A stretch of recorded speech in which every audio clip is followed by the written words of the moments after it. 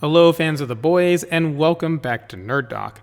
Amazon released the first 3 episodes of The Boys Season 3, and this video breaks down the second episode, which means there will be spoilers for The Boys Season 3, Episode 2. If you do not wish to be spoiled, you can check out our spoiler-free review of the full season linked in the description below. You'll also find all of our other videos on The Boys, including our recap of the first 2 seasons if you need a quick refresher, as well as our coverage on the first 3 episodes and all future episodes as they release on Prime Video. There are chapter timestamps below, so you can jump around the video as you'd like, and if you have any questions about the second episode or Season 3 as a whole, leave a comment below and we'll try to answer them as best we can. Episode 2 opens with a trailer for the in-universe made-for-TV movie based on the Deep's autobiography and his dealings with the Church of the Collective during Season 2. It's Homelander's birthday, and Butcher is watching a commercial for the live broadcast on TV that turns into a hallucination of Homelander talking to Butcher about him using V24, which he's hesitant to try. Butcher has been fighting against Supes for the last 9 years, and suddenly he's about to turn himself into one. The extra power would be very helpful, but it also goes against everything he stands for, and would cause a rift with the boys. He even hallucinates his dead brother Lenny, as he still feels guilty about his death. Hughie goes to investigate the Red River group home against Starlight's wishes. Annie wanted him to wait for her, but he went ahead anyway because he's sick of always being saved by Starlight or needing her help to get things done. Hughie's time at the FBSA has helped his confidence levels a great deal over the last year, but now that he's discovered Victoria's secret, it's knocked his confidence level down again. When he visits the group home, he discovers that Victoria used to be known as Nadia and was actually adopted by Stan Edgar, CEO of Vought. Victoria thinks of Edgar like a father, and she also has a daughter who does not have superpowers. American Hero, the in-universe show that's a clear spoof on American Idol, is a competitive show in which contestants are vying for the 2 open spots left in the 7. Supersonic is one of the contestants and has a romantic history with Starlight from when she was in her late teens.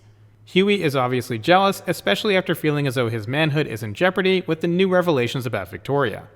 Mother's Milk is still obsessing over Soldier Boy and the fact that he killed MM's family, while Frenchie and Kimiko go to see Crimson Countess at Voughtland, which is the in-universe version of Disneyland. Crimson Countess was a member of the Payback team and Soldier Boy's significant other. She has a stage show at Voughtland where she sings about Soldier Boy and recounts his history and sacrifice. Frenchie and Kimiko attempt to forcibly question her, but she ends up getting away before they can get much intel. Homelander is still upset about having to be co-captain of the 7 with Starlight, so for his birthday broadcast, he wants her to sing him happy birthday, but in a very sexy Marilyn Monroe type way. All of this is just an elaborate attempt to demean Starlight any way he possibly can, but Stan Edgar steps in and shuts it down, allowing Starlight to do whatever she wants. A-Train has been troubled since he can't run and is no longer the fastest man in the world. He has a bad heart, and if he runs anymore, it could result in his death. In an effort to stay relevant, A-Train tries to work with Vought on a terrible rebranding in an attempt to appeal to the African-American demographic.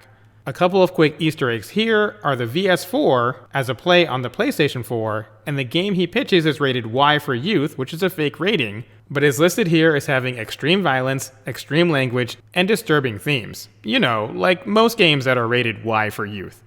Butcher heads to a gun show to see Gunpowder, another member of Payback. Just like the other members of the boys, he's looking for intel on how Soldier Boy died so he can find the weapon that was used. Gunpowder as a character is a play on right-wing gun enthusiasts poking fun at the group with a baby in the audience and Gunpowder's, unique presentation? In every classroom around the country, they're going to teach your kids to hate America, the Constitution, and the Second Amendment. Butcher confronts him in the bathroom and implies that when he was a kid and working with Soldier Boy, he was forced to give him sexual favors. Gunpowder denies it, then tries to kill Butcher later on in the parking garage. Butcher escapes after being shot in the leg and comes back later after taking V24 to completely dismantle Gunpowder with super strength and heat vision. Just before killing Gunpowder, Butcher learns that Grace Mallory was the case officer for Payback at the CIA and has more information on what happened to Soldier Boy. She also happens to be the person currently looking after Homelander's son, which is quite convenient. We also get another little Easter egg of sorts with Gunpowder's license plate reading 2A forever, a reference to the Second Amendment of the US Constitution, which includes the right to bear arms, which is vital to many gun enthusiasts. Homelander goes to save someone who is trying to suicide by jumping off of a building.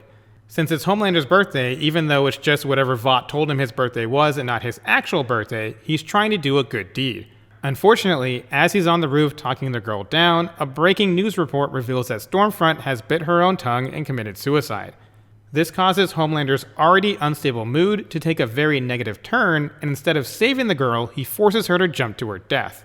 During this conversation, he also talks about Immaculate Conception, meaning that he's been free from all sin since birth, and in this specific case, that he has no parents and was basically a test tube baby. Mother's Milk is with his daughter and looking into soups, which causes him to forget about his dinner. This ends up causing a fire in the kitchen that sets off the smoke alarm. While he's trying to turn it off, he loses his temper and explodes on the smoke detector. It's definitely not a good look in front of his daughter, who he's been trying to keep out of this superhero mess, limiting her knowledge of his family and their terrible past with soups, and just keeping his anger out of her life so she doesn't fall into the same hole he's currently in. The episode ends with Homelander's live birthday broadcast. A-Train reveals his new African-themed suit, which no one likes. During the live broadcast, someone in the audience calls out that Homelander's Nazi died, referring to Stormfront's suicide. Shortly after, Homelander completely loses it. After everything he's been through, Homelander is no longer holding back and calls out the fact that he's better than normal humans. Homelander has been controlled his entire life and he's not putting up with it anymore. At the same time, Todd, the new husband to MM's wife, is very interested in what Homelander is saying, eating it all up like a good Homelander stan. That wraps up our breakdown of The Boys Season 3, Episode 2.